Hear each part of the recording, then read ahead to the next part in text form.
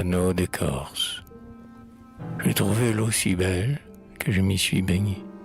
Canot d'écorce et qui vole, canot d'écorce qui va voler. Un vieux refrain que d'après une superstition, on répétait avec insistance pour engager le canot volant à partir de terre. Canot d'écorce. Albert Ferland. Alors, ma muse et mon idole, dans les lointains nos exilés, entends-tu pas le vent du pôle de sa clameur nous appeler? Canot d'écorce qui vole, canot d'écorce qui va voler. Touchant un glorieux symbole, la nuit qui vient de s'étoiler, offre sa sublime auréole au front où l'amour s'est brûlé. Canot d'écorce qui vole, canot d'écorce qui va voler. Partir sans encre ni boussole, ce rêve comment les plaies, papillon qui, d'une corolle, dans le ciel noir veut s'envoler. Canot d'écorce qui vole, canot d'écorce qui va voler. Parfois l'orgueil trompeur affole, un cœur il le fait chanceler. Comme sur l'eau la voile folle, qu'un souffle rageur vient gonfler.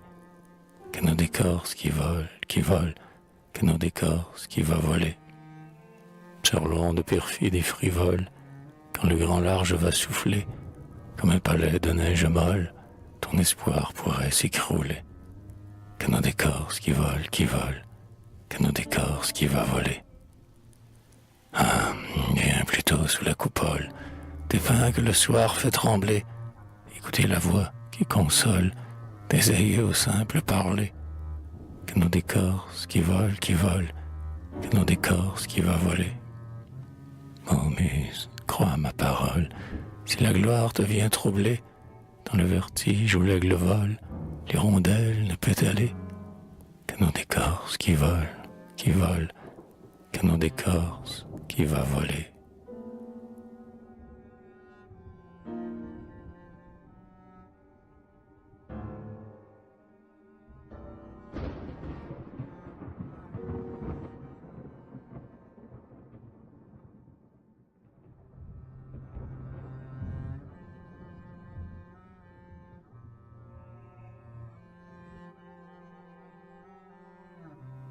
Petit poisson, agit à la pointe. Petit poisson deviendra gros. Au bord de la crique, la noire, un pêcheur, pêchant pour la gloire, et n'étant encore qu'à 0. Comptez d'avance, 1, 2, 3, 4. Mais il lui fallut en rabattre. Petit poisson deviendra gros. Si, dans les creux, sur les battures, il trouve toujours la pâture, bon à se mettre sous le croc, s'il dirige bien sa nageoire, ne se fait pas mourir à boire. Petit poisson deviendra gros. Si quelques longues dents voraces ne fait pas, dans sa chair vivace, un brutal et mortel accroc. Si, pris soudain de méningite, il ne meurt pas de mort subite, petit poisson deviendra gros. Si son souffle point ne dévie, si, dans le bazar de la vie, il détient un bon numéro, mais c'est en vain que tu rechignes et sautes au bout de ma ligne. Petit poisson deviendra gros. Jeté, te mets dans la poêle, à ta chair trop tendre je mêle du sel, du beurre et du poireau. Et, sans voir que ça te dérange, je te fais cuire et je te mange. Petit poisson deviendra gros.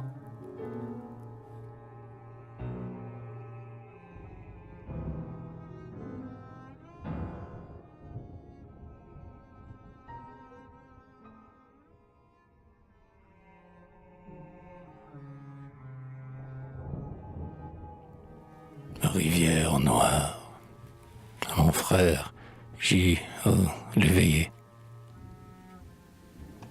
Petite onde au corps mince et croche, qui serpente entre les roches des montagnes où je suis né, mais qui, sous leur maigre ramure, chuchote ainsi gai murmure, quel nom lugubre on t'a donné. Qu'importe au poète qui t'aime, ton souvenir ancien et même le sens mensonger de ton nom, mieux que de plus neuves tendresses, lui refont un cœur de jeunesse, de paix naïve et de chansons. Protègent dans leurs symboles les jours purs de l'enfance folle. Le pont bas, le petit canot qui courait sur les ondes vertes, et le bruit des rames alertes en cadence frappant les flots. Les rochers noircis, l'ombre douce, les vieux pins ravagés de mousse, le sauvage aspect de tes bords, et, sous le soleil qui l'inonde, ton eau tranquille et peu profonde, où naviguent des poissons d'or.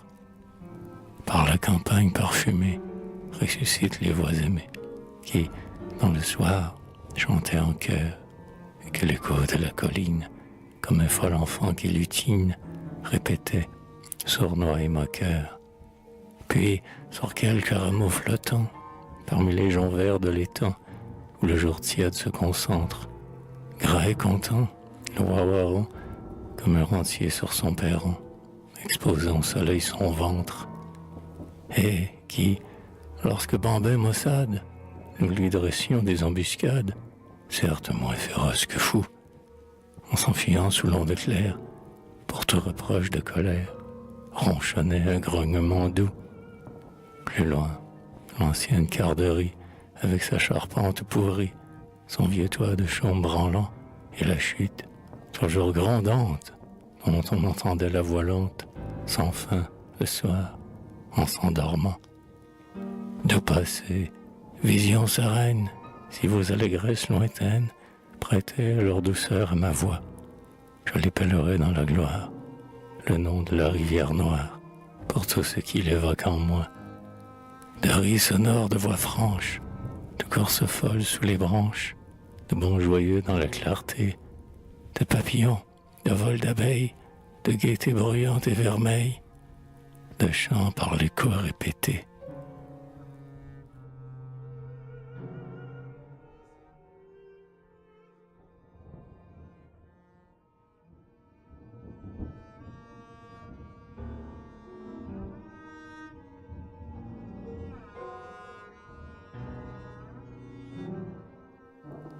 Vive la Canadienne. D'aussi longtemps qu'il me souvienne, la leçon mise sous mes yeux fut qu'ici-bas nul ne peut mieux que chérir sa concitoyenne. Vive la Canadienne. Mon père, sur la race indienne, n'écrivit pas de longs discours, mais il est l'auteur de mes jours. Cette devise fut la sienne. Vive la Canadienne. Et pour que brûlant se maintienne dans mes veines le feu sacré d'un patriotisme éclairé, il me souffle son âme ancienne. Vive la Canadienne. Voilà pourquoi, quoi qu'il advienne, sous le ciel serein ou dément, je me balade grandement, sans un radis qui m'appartienne. Vive la Canadienne. Petite, boulotte ou moyenne, aux cheveux blonds, noirs ou châtains, qu'elle arbore, soir ou matin, robe de velours ou d'indienne, vive la Canadienne.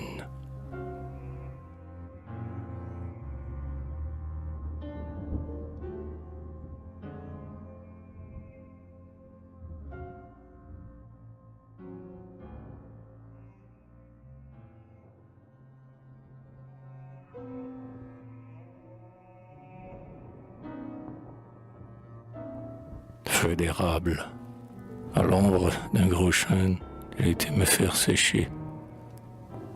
Feu d'érable, à Hector de Mers. Oh, mes foyers, lumière et voix, enchantement inaltérable, des soirs tranquilles d'autrefois, feu d'érable. Quand la bise, au volet rageur, hurlait son grand cri lamentable, qu'on était bien dans ta chaleur, feu d'érable. Ah, les fronts graves ou sereins, la gaieté bonne et vénérable que tu réchauffais dans ton sein, feu d'érable. Les anciens aux lentes chansons, aux histoires épouvantables qui mettaient au cœur des frissons, feu d'érable. Le petit gamin qui, têtu, pour mieux écouter chaque fable, ouvrait des yeux, t'en souviens-tu? Feu d'érable. Et l'aïeul au menton branlant, dont le tisonnier inlassable plongeait dans tes tisons ardents, feu d'érable. Qu'un instant vint regretter, et si le soir, près de la table, se rallume dans ta clarté, feu d'érable.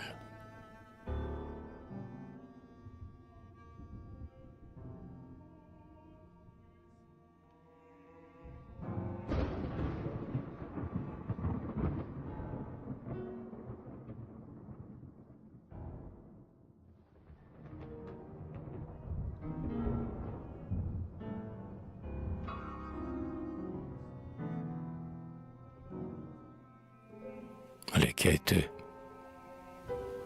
C'est J.A. Brother. Dans mes souvenances lointains reviennent parfois vaguement les imposants croque-mitaines du temps que j'étais un enfant.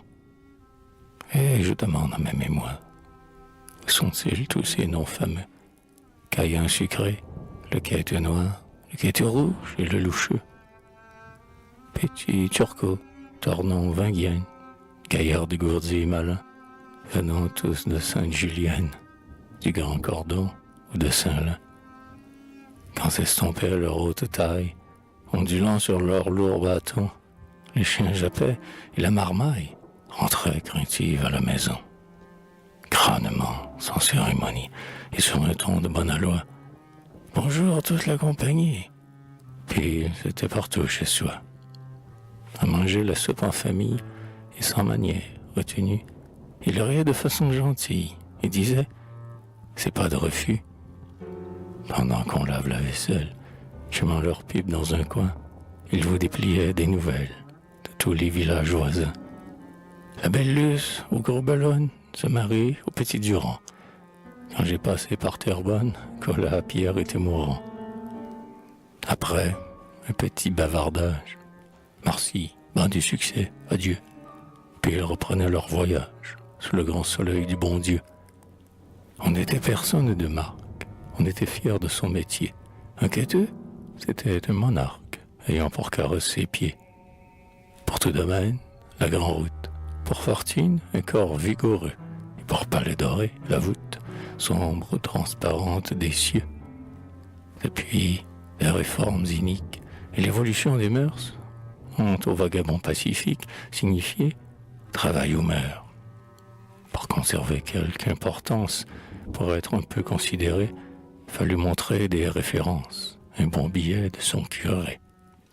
Être rachitique et tout croche, bossu, n'avoir rien de niveau, avoir une jambe qui cloche, n'avoir de bras que des morceaux. Aussi, répercussion juste, le mendiant persécuté n'est plus le beau gaillard robuste du bon temps de la liberté. Avec leur mine pitoyable, ce sont tantôt de faux boiteux qui jettent béquilles au diable aussitôt que rentrent chez eux. Des sourds muets de vilains drôles aux gestes gourds et rococo et qui recouvrent la parole dès qu'ils vous ont tourné le dos. Oh, si par quelque rue obscure vous venez le soir à ramer, c'est quelque quête d'aventure qui parle de vous assommer. Majestueuse silhouette, roi allé des chemins poudreux.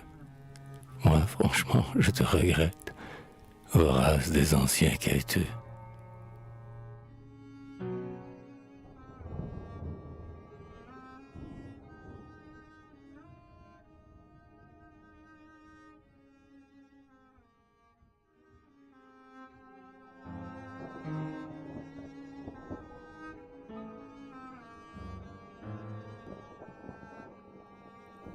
Chien qui hurle à Alphonse Beauregard. Bien qu'il soit déjà tard, on veille chez l'habitant du chemin rond, car la mère, la bonne vieille, l'ange gardien de la maison, depuis quelques jours est souffrante. Elle est très chétive et ce soir, malgré la tempête grondante, le vicaire est venu la voir. Pendant que la malade, lasse, a l'air d'un instant sommeillé, près du lit, on cause à voix basse, afin de ne pas l'éveiller. Et la même sombre pensée tourmente les fronts inquiets. À travers les bises glacées, sur la route, le chien hurlait. Dans la malheureuse demeure, chacun s'assignait gravement, et l'on comprit que c'était l'heure de se désoler, car souvent, la mère qui sait les présages et les expliquait sans effort, l'a dit dans son grave langage. Chien qui hurle est signe de mort.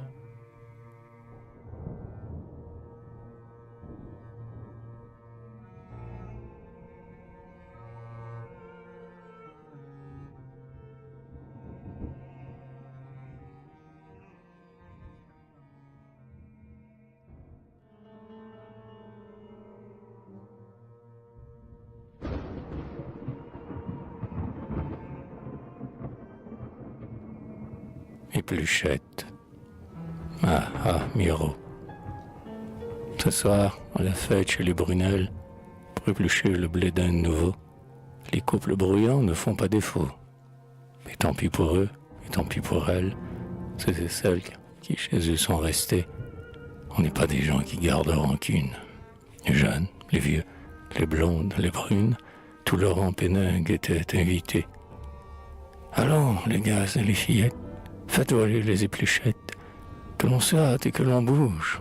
Si vous trouvez une épi rouge, celle ou celui que vous aimez, vous l'embrasserez. Voilà, les jeunesses, dans la corvée, pigées, sans compter, dans les blonds monceaux.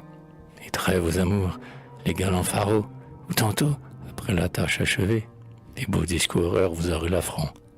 On pincera quelques gigues joyeuses, et l'éplucheur avec son éplucheuse, les plus vaillants, seuls, boiront, danseront. Allons, les gars et les fillettes, faites voler les épluchettes, que l'on se hâte et que l'on bouge. Si vous trouvez un épi rouge, celle ou celui que vous aimez, vous l'embrasserez. Le plus vaillant, c'est le père Liboire. Boulet, les vieux sont toujours les vieux. Le bonhomme encore a du poil aux yeux, et de l'eau du puits, il vous en fait boire. Le travail fini, faut pas s'ennuyer. Du rhum attaquer également les bouteilles. La santé de Liboire et de sa vieille, les braves qui vont danser les premiers.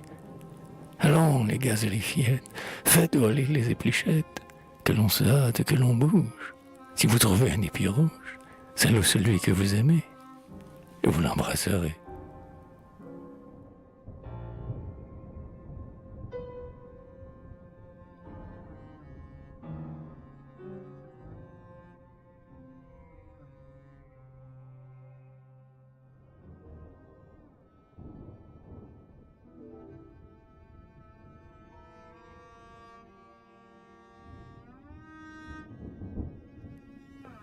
Soir champêtre, à gibet la douceur. Au clocher qu'à travers les branches on peut voir, la cloche au loin sonnait pour l'angélus du soir. Des gars au teint allés sur les guérets de sable suivaient les bœufs lourds qui revenaient vers les tables. On entendait parfois les clochettes teinter des vaches qu'un enfant ramène au clos brouté. Sur le chemin herbeux, le grillon qui maraude jetait son cri perçant dans la poussière chaude, et, sur la majesté tranquille des grands champs, le soleil apaisait ses rayons lentement. Sur le perron de bois, l'aïeul à blanche tête accueillait souriant, fier de la tâche faite, les fils robustes qui rentraient à la maison, songeant peut-être que très loin sous l'horizon, professant pour le sol le même culte austère, les enfants de ses fils labourent d'autres terres, et forment, pour ce soir imposant et serein, une chaîne d'amour au croisement sans fin. Car, suivant du grand-père aimé l'exemple sage, sa famille a si bien agrandi l'héritage que les jeunesses des hameaux avoisinants ont nommé ce canton leur rang des habitants, et que cet humble nom que tout villageois aime, du labeur le plus noble est devenu l'emblème.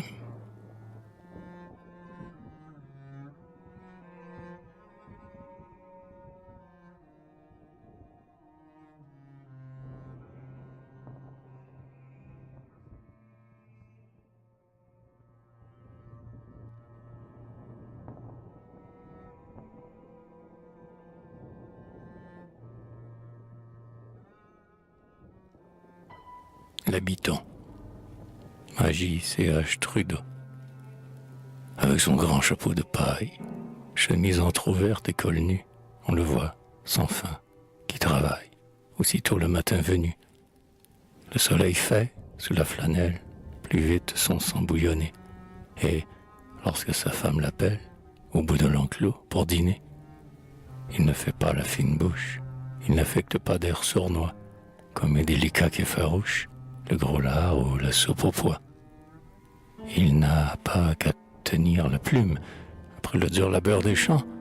Devant l'assiette qui fume, l'appétit est ouvert et franc.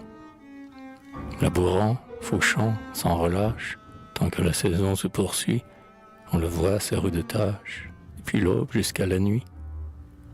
Et, quand les récoltes sont faites, un beau jour, bien endimanché, il part sur sa grande charrette, vendre ses produits au marché. Financier, bourgeois, philosophe, en le voyant il les nettoie. Cet ignorant aurait d'étoffe sur sa charrette, c'est un roi. De tes inquiets griffonnages, son esprit ingénu se rit. Il ne le doit qu'à son courage, le pain brun dont il se nourrit. D'un bras robuste et d'un cœur brave, il laboure ses champs aimés, ignorant jamais l'entrave de tous tes calculs renommés. Dans sa tranquillité certaine, il goûte santé, force, amour, bonheur que tes fatigues vaines ne te prodiguent pas toujours. Par les tombeaux du cimetière qui tiennent encore au foyer, son cœur s'enracine à la terre, comme l'orme ou le coudrier. Si quelque ambition injuste convoite un jour son hameau, il s'armerait, vengeur auguste, de sa fourche ou de son râteau.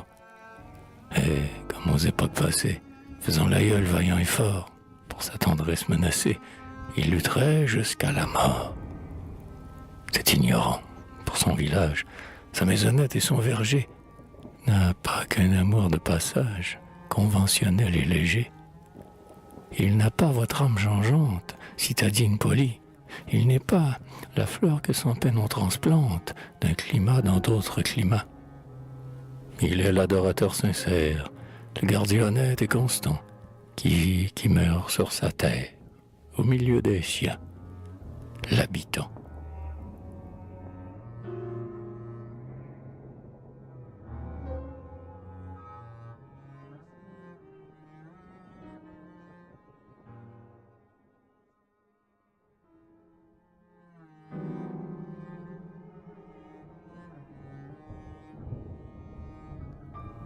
Retour à L.J. Doucet. Lorsque tu reviendras, après ta longue absence, vers ton village ancien au trottoir vermoulu, dans les grands champs frais labourés qu'on ensemence, et même sur le toit aimé de ton enfance, on ne te reconnaîtra plus. Dans le banc familial, à vêpres le dimanche, on te regardera comme un passant suspect. Tu ne trouveras plus ta vieille maison blanche, ni le liard grimpant, ni les tables de planche. Le Val aura changé d'aspect.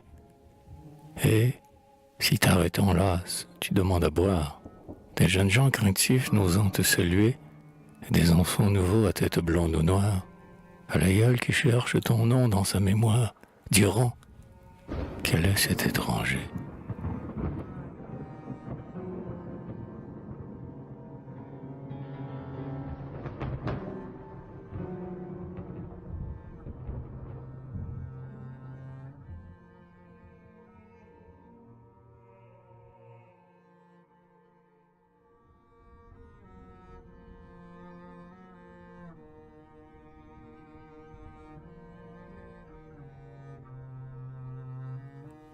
Le chant paternel à Charles-Émile Trudeau. Heureux les fils constants dans leur beauté première, qui fécondent le champ défriché par leur père, vertueux héritiers de l'aïeul simple et fort, continuant sa vie, augmentant son effort. Ils sont l'arbre superbe à la solide écorce, qui puise au cœur du sol une invincible force, et dont l'essor puissant de jeunesse, exalté, monte plus haut toujours dans la postérité. Mais ceux qui, désertant la trace paternelle, s'en vont errer sans fin sur des routes nouvelles, pareils aux flots houleux que roulent les torrents, quel bonheur pourrait croître en leurs rêves changeants.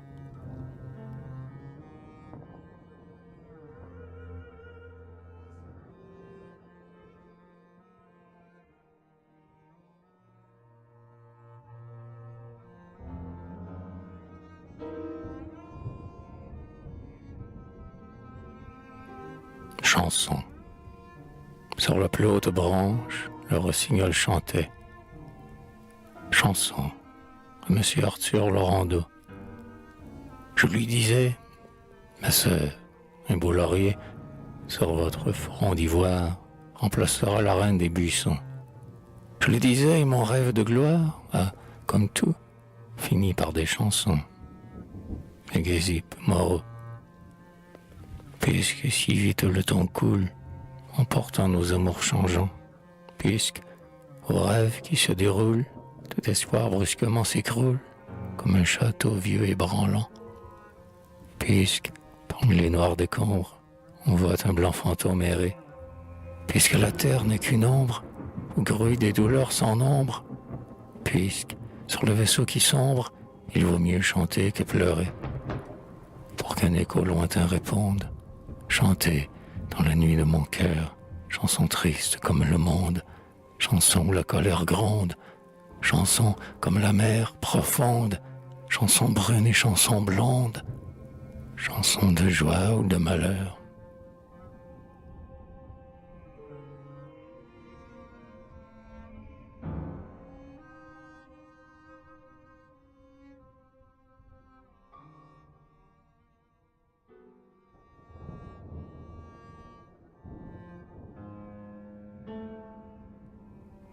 Oui, je me souviens.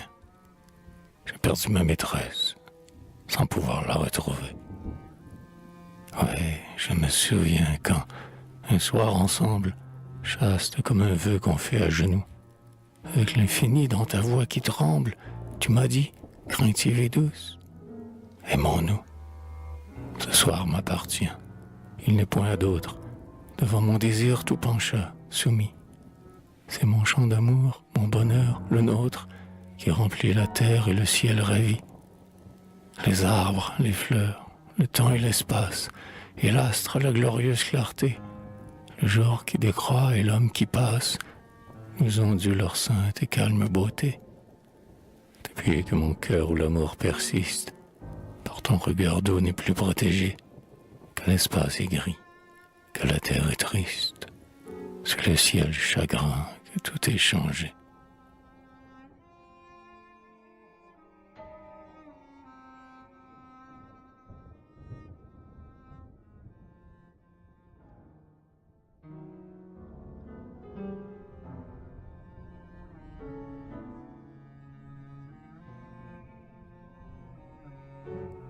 Femme, pour le bouton de rose que je lui ai refusé, quand tu murmuras dans ma vie, ô femme, les mots du bonheur changeant immortel, quand de tes yeux purs me sourit la flamme, l'impossible et moi qui tenta mon âme, me fait croire au ciel. Ta chair a trahi mon espoir sublime, ton regard calme et doux j'ai souffert. De cet amour, le rayon ultime m'a fait voir plus bas qu'au fond de l'abîme. Je crois à l'enfer, et je me débat dans le rêve vide, attiré par l'insondable remous, comme un chat que son protecteur perfide a jeté dans quelque mare fétide, une roche au cou.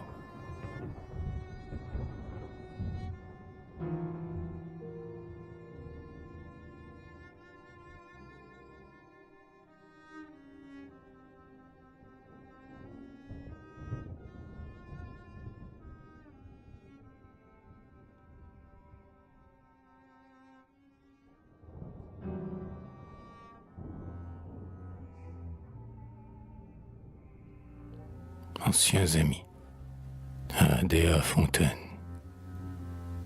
Seul dans le nocturne silence, je songe à mes anciens amis, espoir que le ciel avait mis devant les pas de mon enfance.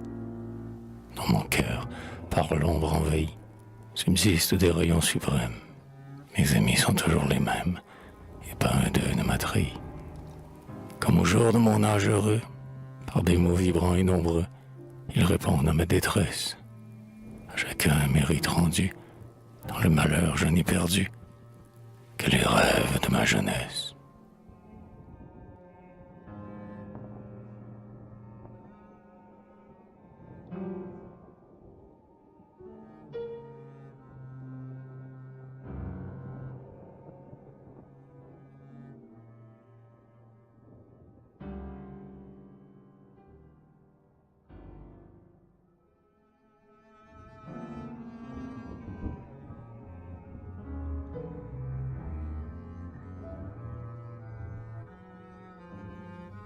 C'est gueux à mon père.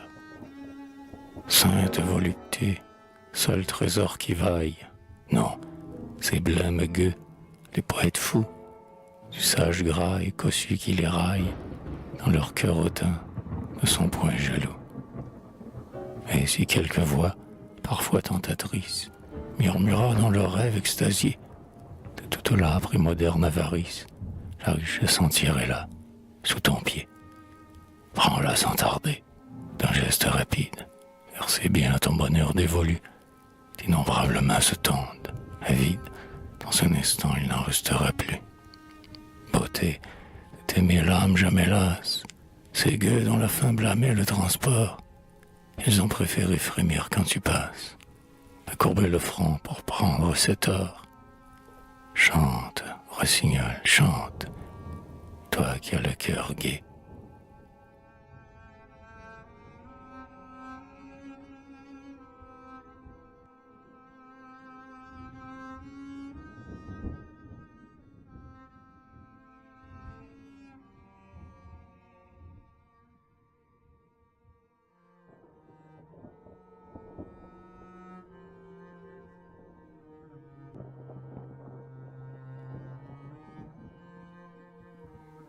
Ils ne rêvent pas. Ils ne rêvent pas. Ils y vont, agissent. Les murs qui surgissent, au travers des pas, ils les aplanissent. Ils ne rêvent pas. Foin de la mollesse, des vaines finesses, des goûts délicats qu'un lettré professe. Ils ne rêvent pas. C'est le don du livre, premièrement vivre les jours d'ici-bas, comme un flâneur ivre. Ils ne rêvent pas. Gageant sur les courses, gagnant la bourse, dans tous les fatras, esprit à ressources, ils ne rêvent pas. L'humaine sottise, dont sans cesse ils visent les hauts et les bas, et leurs marchandises, ils ne rêvent pas. La mine affairée, la tête enfiévrée, de bruyants tracas, même la soirée, ils ne rêvent pas. Graves, ils computent à des matchs de lutte ou de pugilat, les bons et culbutent, ils ne rêvent pas. Ou d'ardents athlètes se rompront la tête, les reins ou les bras, volupté concrète, ils ne rêvent pas. Blâmant la paresse, quand vient la vieillesse, ils comptent, béats, les gains de leur caisse, ils ne rêvent pas. Ils sont, qu'on l'admette, des buses parfaites, mais, dans tous les cas, leur fortune est faite, ils ne rêvent pas. Quand on les enterre, les fils légataires de leurs reliquats font comme leur père. Ils ne rêvent pas.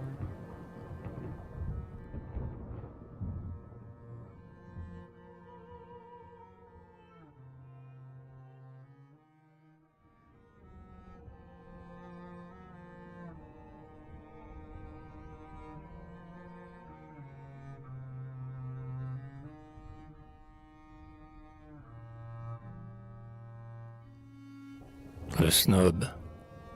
Le matin, à 8 heures sonnant, je me lève, je recueille, bourru, mes vêtements épars, commande mon déjeuner d'une voix brève. Je déjeune, j'allume un cigare et je pars. Parfois je m'arrête, je dis, c'est bien bête, ronchonner, poser, c'est mal commencé. Bah, chic en manière, bon goût, savoir-faire. Je salue en passant des gens que je rencontre. Je lis les derniers bulletins des grands journaux. Leur sournois est pressé, je regarde ma montre. À ceux qui m'abordent, je dis, le temps est beau. Parfois je m'arrête, je dis, c'est bien bête. Se gober, poser, parler sans penser, chic, en manière, bon goût, savoir-faire. Tout le jour, au bureau, je compte ou je compile. Je note des argents reçus ou des envois. Je téléphone à des clients, je dîne en ville. J'achète mon journal et je rentre chez moi. Parfois je m'arrête. Je dis, c'est bien bête. Compter, compiler, en vain s'essouffler. Chic en manière, bon goût, savoir-faire. Ma femme, qui de tous les potins s'accommode, me pousse chaque soir dans quelques nouveaux plats. J'assiste à des enchères ou concerts à la mode. Je visite ou reçois un habit de gala. Je dis, c'est bien bête. Parfois je m'arrête. Poser, reposer, sans se reposer. Chic en manière, bon goût, savoir-faire. C'est dans quelques guêpiers savants où je m'avance, on vante sans réserve un ouvrage récent. D'une voix ferme qui trahit ma compétence. Quand je ne comprends pas, je dis « c'était pas tant ».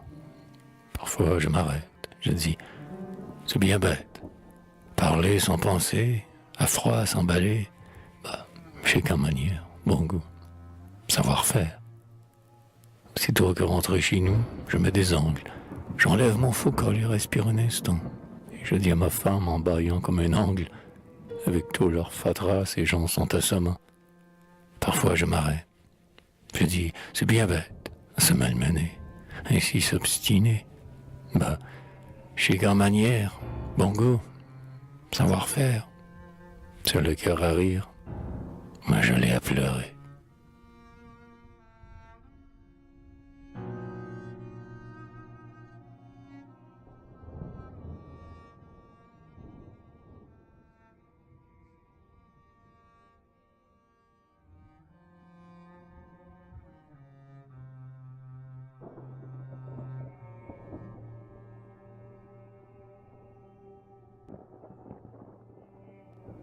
Songe à Ernest Martel, toute la blancheur des plus blanches âmes, toute la douceur des mots les plus doux, toute la beauté des plus belles femmes, toute la bonté du ciel à genoux, tout l'enchantement d'or et de lumière qui berce, ravit les sommeils d'enfants.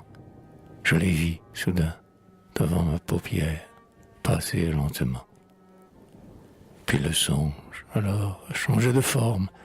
Je vis ma douleur comme en ces miroirs, réfléchissant un portrait si difforme qu'on éprouve une fatigue à s'y voir. Toute ma fierté n'était que grimace, tout en moi semblait grotesque et pâteux. Mon corps avait l'air d'un monstre et ma face d'un masque hideux. De nouveau, pourtant, la vision douce apparut devant mon cœur angoissé, et ses pas semblaient glisser sur la mousse, et sa main m'ouvrir un lointain passé. Dans le charme pur qui flotte autour d'elle, les bonheurs naïfs de l'homme exilé palpitaient, soudain, comme des bruits d'ailes d'oiseaux envolés. Puis, comme à l'appel d'un signal funèbre, des yeux au regard flamboyant et dur, des corps décharnés, vêtus de ténèbres, sortaient des plafonds, des vitres, des murs. Leur souffle, comme un brouillard insalubre, enlaçait d'effroi mes membres glacés. En ricanant, fou, des rires lugubres, d'espoir trépassé. Puis plus rien, plus rien. Plus de frais visages, plus de rayons purs, de spectres maudits. La nocturne paix, comme un lourd nuage, sur mon œil vitreux hélas s'étendit. Plus rien que le vide et le calme infâme, un front de vieillard âpre et dépouillé, du songe qui grise et torture l'âme. J'étais réveillé.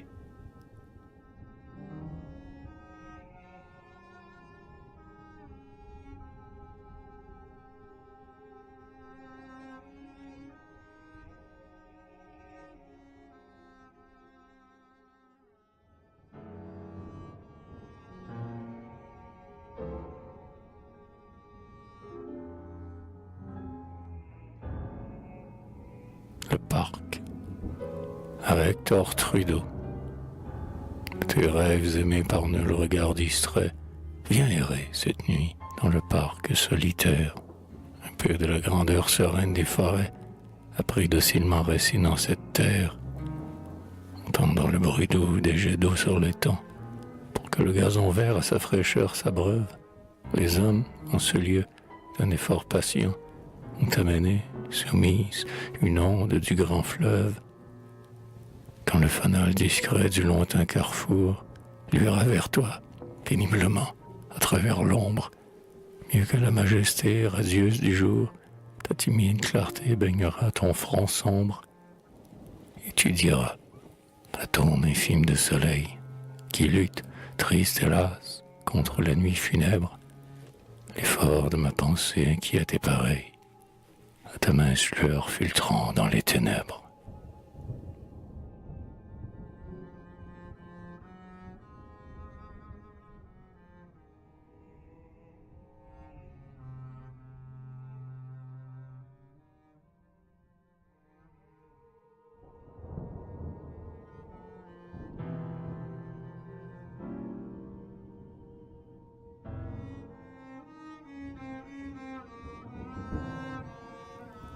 La beauté.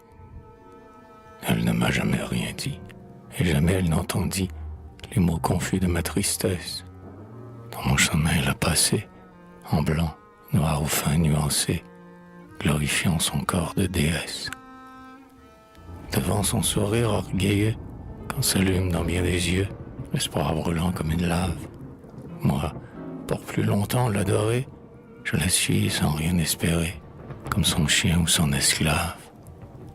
Elle n'aura pas soupçonné le tourment béni et damné que sa présence renouvelle, et combien j'ai rêvé souvent le meurtrir dans mes bras déments d'une étreinte douce et cruelle. Gai d'être ainsi dans mon destin, le rayon de bonheur lointain qui martyrise mon front blême, car m'imposant un vain émoi d'être d'autres bien plus qu'à moi, je l'ai autant que je l'aime.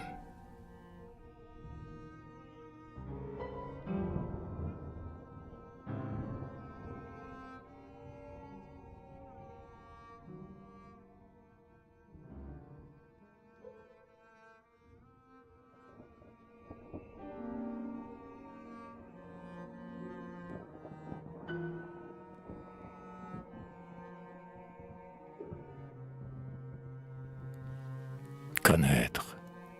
Albert Dreux, enveloppé de son bonheur insoucieux, sous le dôme sans fin du ciel mystérieux, comme un enfant dans la caresse de sa mère, le monde souriait, bercé par la chimère. Simplicité candide, enfantine bonté, paix certaine du cœur dans l'espoir abrité, comme une vision extatique, sans trêve, de mirage divin vous enchantiez son rêve. Qu'importait l'éphémère éclosion des jours, absorbant dans leur âpre rappel tous les amours, au berceau gazouillant de timides prières, les tombeaux envoyaient des baisers de lumière. Dans son étroit chemin nettement défini, la vie, à calme flot, coulait vers l'infini. Des bonheurs dont cirés de pur montraient les germes, vers des amours heureux, sans partage et sans terme. Un jour, esprit humain, Prométhée orgueilleux, ne voulant plus subir la tutelle des dieux, se leva fièrement d'un effort grandiose pour disputer au ciel l'obscur secret des causes. Il alla, sans soutien autre que sa raison, par chaque jour vécu reculant l'horizon de son ambition enfantine et sublime, scrutant d'un œil farouche et dur tous les abîmes. Ses pas erraient sans trêve et par tous les chemins. Il pesa toute la matière en ses deux mains. Et on définit le poids, la saveur, la puissance. À tout détermina sa cause et son essence. Puis vers les mondes, aux songes toujours pareils, comme il venait, sonnant la gloire du réveil, de sinistres échos à sa voix répondirent. Les fantômes de ses rêves morts l'assaillirent. Contre les souvenirs trahis de son passé, impuissant, il lutta, désarmé, terrassé, apercevant au loin, par-delà sa souffrance, qu'un ciel chargé de nuit et de désespérance. Sur un sol dépouillé de joie et de grandeur, son corps n'était qu'un tas de chair et de laideur, que la mort sourdement prisonne et travaille, des atomes hideux lui mangeaient les entrailles. Alors, dans son amour égoïste et flétri, dans son orgueil par l'âpre vérité meurtrie, dans ses sens vainement émus, dans tout son être, il subit la torture atroce de connaître.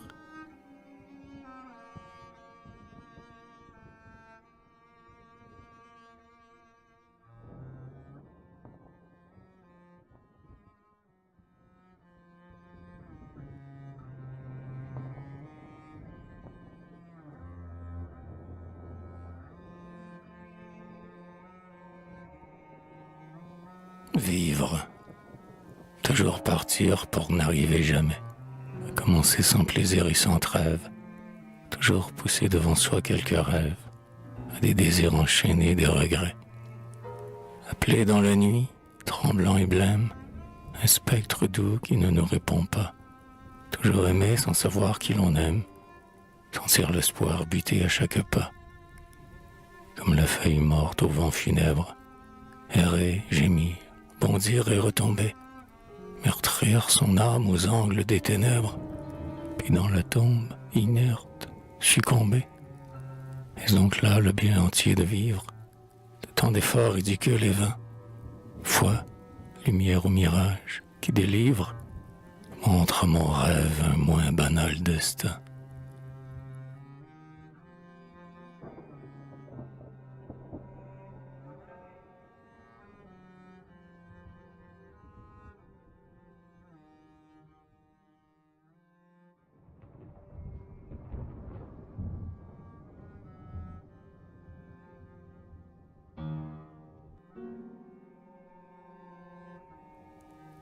Mourir. Pourquoi, si l'infini t'appelle, douter d'une vie éternelle, cœur qui tremble devant la mort, âme inquiète qui, sans cesse, pour vaincre la chair qui t'oppresse, recommence le même effort. Quel est tombé sous ta paupière, si ta pensée prisonnière, si tu gémis vers l'inconnu, si ton espoir glorieux pleure, au barreau étouffant de l'heure, par l'instinct brutal retenu. Où vont, quand leur chaîne se brise, ceux qui d'une vaine hantise, dans un long exil, ont souffert, l'oiseau prisonnier qu'on délivre, et le fauve dompté qu'enivre, le regret lointain du désert. Vers l'objet de son espérance, l'être libre aussitôt s'élance, mortel que rien n'a contenté. Mourir, c'est la cage qui s'ouvre, le tigre enfermé qui recouvre ses jungles et sa liberté. C'est l'oiseau captif qui s'envole, c'est sa froide et sombre geôle, le mur écrasant soulevé. L'âme est d'un long effort plus forte, et son désir vainqueur emporte vers les bonheurs longtemps rêvés. Alors, dans l'univers immense, les cœurs assoiffés de vengeance, ceux dont le songe est plein de fiel, et ceux dont, unique, le rêve, fut la beauté sans fin ni trêve, atteignent l'enfer ou le ciel.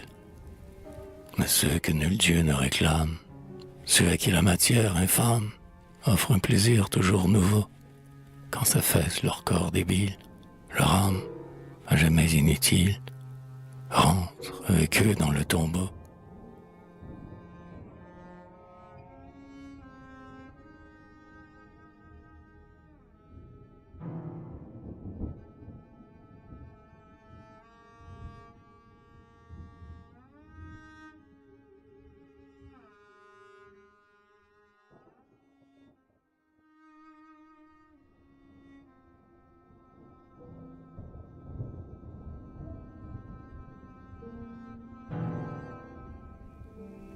Vendeurs du temple, à ceux dont la parole orgueilleuse et le vœu de rancœur vous attristent, qui professent autant leur incroyance en Dieu, répondez, il existe.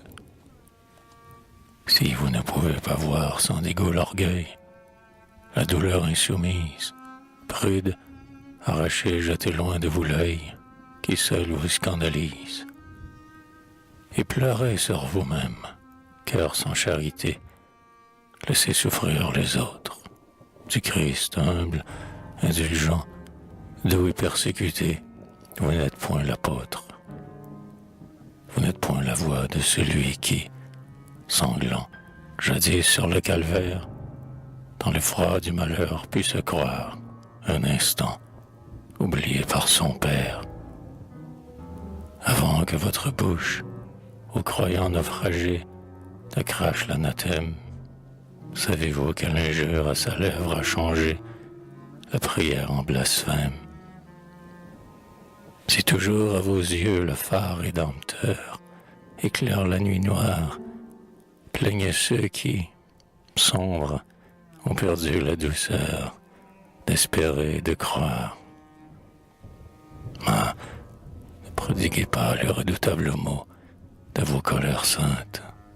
Dans leur cœur, essayez de rallumer plutôt la confiance éteinte. Jésus endura tout, du grand pardon prêché donnant sans fin l'exemple, excepté de changer le lieu saint en marché, en taverne le temple.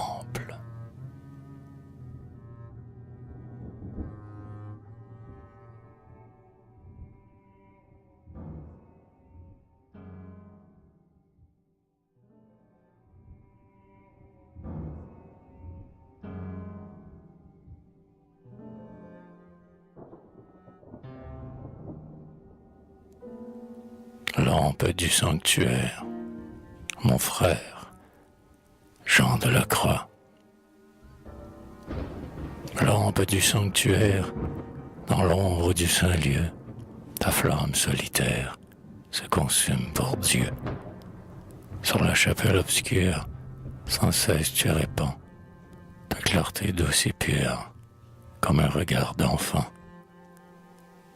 Et ta ferveur discrète, le tourbillon mauvais du monde et de ses fêtes ne la trouble jamais. Heureux le cœur mystique, humble comme le tien, qu'un sentiment unique et fidèle soutient. Dans l'amour dont il aime, il possède ce cœur plus que le bonheur même, la paix dans le bonheur.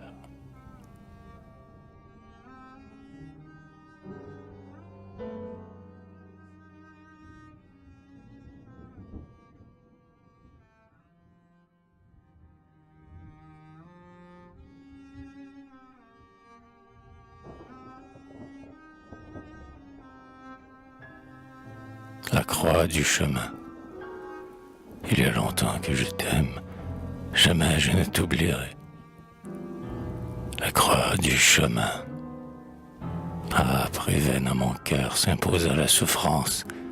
Hein, comme j'étais loin des jours de mon enfance, comme j'avais marché longtemps d'un pied certain, sans songer si le but était proche ou lointain, n'ayant d'autres pensées au front, comme un homme ivre, que d'avancer plus loin dans l'ivresse de vivre. Comme j'avais jeté, prodigue voyageur, sans compter, follement, le trésor de mon cœur, au frivole bonheur rencontré sur ma route. Et maintenant, surgit devant mes pas le doute de sa menace vague et sombre m'entourait. L'homme qui marche seul à travers la forêt, un jour d'été, dans la lumière éblouissante, dans le parfum léger qui plane sur les sentes. Dans l'instant, la chanson, les gazons et les nids semblent, sous le baiser des brises, rajeunis, s'arrêtent quelquefois, pris à ce charme tendre, et dans un rêve heureux la nuit vient le surprendre. Songeur, il veut alors regagner son foyer, mais les ténèbres ont effacé le sentier que, d'un pas confiant, il suivait tout à l'heure.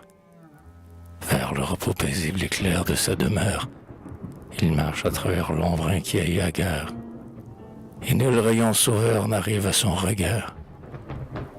Alors l'instinct de son malheur en lui s'éveille. À tous les bruits confus il va, prêtant l'oreille, ses yeux agrandis fouillant l'obscurité. Parfois, dans les remords par le vent agité, il croit entendre, au loin, une voix qui l'appelle, puis la crainte à l'espoir succède dans ses prunelles. Il avance, revient, marche dans tous les sens, avec le doute au cœur sans cesse grandissant, dans ce bois sans issue, dans cette ombre hostile, comme ses pas sont vains, sa fatigue inutile. J'allais ainsi, perdu lent le dédale humain, à de vagues rumeurs demandant mon chemin, traînant, pour prix de mon insouciance infâme, la frayeur de vieillir accroché à mon âme. Les hommes ont dit, prends cette route sans beauté, dont la poussière mord le gazon dévasté, sans verdure au soleil, sans nid dans les feuillages, qui serpentent à travers de fangeux marécages. Dans les tournants obscurs de son cours tortueux, écrase sous ton pied le faible, qui tu peux, fermant l'oreille au bruit de sa plainte importune. C'est le chemin béni qui mène à la fortune. D'autres m'ont dit, Vois-tu, sous l'azur découvert, ce rocailleux sentier qui s'allonge, désert, bordé d'affreux ravins et de plantes sauvages, que le ciel inclément fouette de ses orages. Dans cet âpre chemin, sans t'arrêter jamais, monte d'un pied hardi, tu verras les sommets, altiers de la science humaine et de la gloire. D'autres m'ont dit, toute croyance est illusoire, car la matière aveugle est l'unique réseau qui relie un instant la tombe et le berceau. Parmi le bruit confus des sonores doctrines, j'allais, de tout savoir apprenant la ruine, et criant, exilé de mes espoirs anciens, rendez-moi la bonté naïve d'où je viens, arraché de mon cœur incrédule qui souffre, la crainte de la mort béante comme un gouffre. Lorsque soudain, un soir, répondant à ma voix, au détour d'un chemin, j'aperçus une croix, les deux bras étendus en signe d'espérance. C'était le clair chemin connu de mon enfance, le sable qu'autrefois j'avais foulé, pieds nus, dans l'ardente gaieté de mes yeux ingénus. C'était la croix de bois où, tant de fois, ma mère m'expliqua la leçon touchante du calvaire, devant ce doux témoin de mes jours les plus doux. Pour prier comme alors, je me mis à genoux. Symbole de douleur magnanime et sereine, toi qui sondas l'effroi de la misère humaine, avec ses yeux rougis et ce front abattu, croix de mon âge pur, dis, me reconnais-tu? Ah, rends-moi la ferveur de longtemps envolée. Ma mère au front serein, où s'en est-elle allée, quand la mort a, d'un coup, vaincu son cœur vaillant? L'air était plein d'un charme indéfini. Le vent, en frôlant mes cheveux d'une lente caresse, réveilla des échos lointains de ma jeunesse. Et la croix, dans le calme du soir solennel, imitant sur mon front le geste maternel, murmura doucement au fond de ma mémoire: le seul vrai bien, mon fils, c'est d'aimer et de croire. Ta mère regrettée au désert d'ici-bas marqua dans la vertu l'empreinte de ses pas, acceptant son fardeau sans douter ni se plaindre. Suis le même chemin, si tu veux la rejoindre.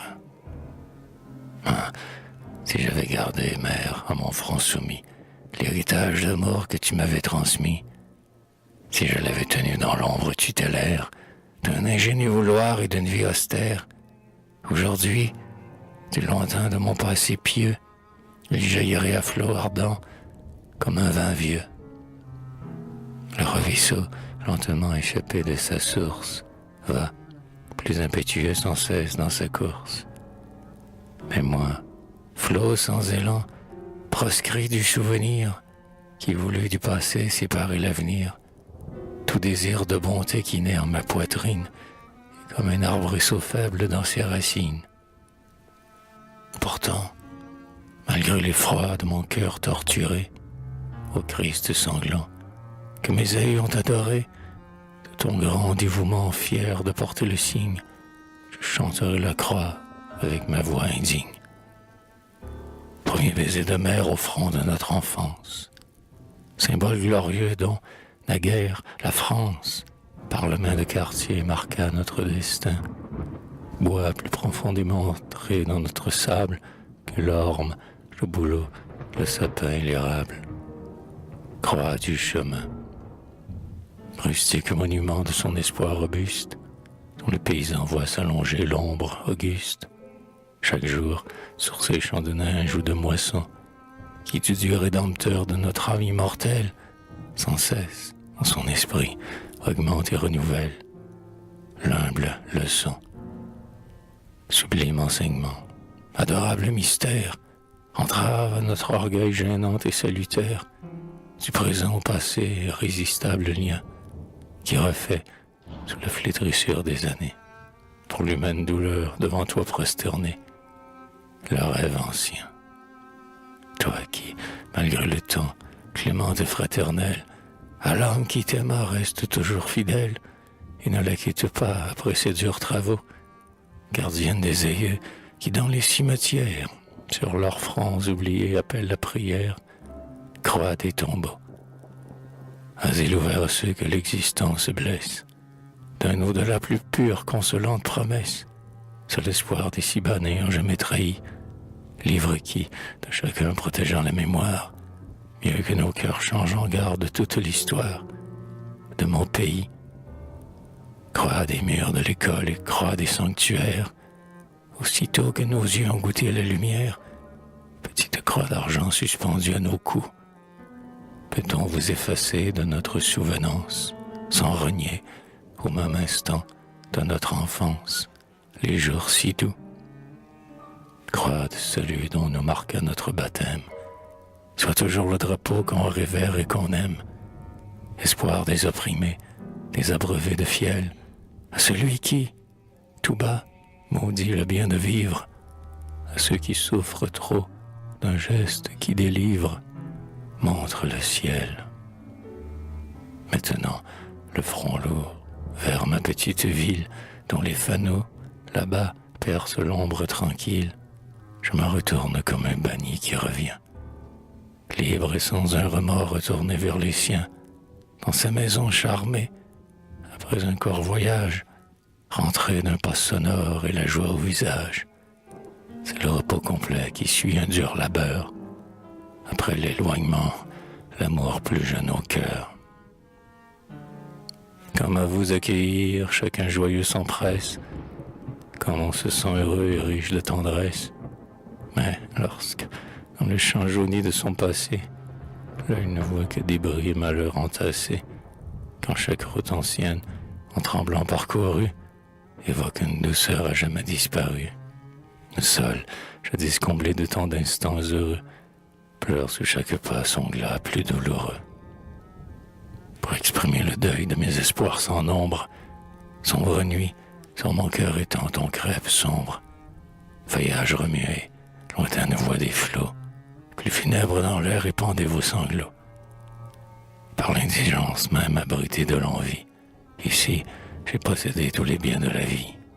Candeur, insouciance, amour qui fait pleurer, délice de souffrir et force d'espérer, bonheur pur et complet de la jeunesse en fête, que nul or, quand ils sont dissipés, ne rejette.